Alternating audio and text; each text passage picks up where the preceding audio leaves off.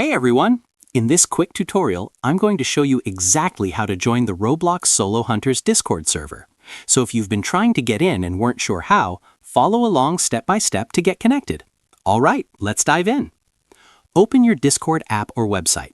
Look over to the left side where all your servers are listed. Tap the plus Add a Server button. That's the button used to add or join servers. Now go to the bottom and choose Join a Server.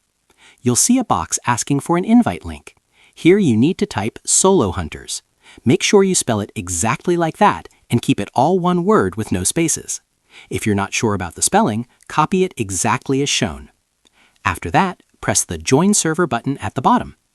Discord will immediately add you into the You vs. Homer server, and you'll be able to access all the channels and community features. And that's it. You're now part of the Solo Hunters Discord community. You can start chatting, joining events, and having fun with everyone there.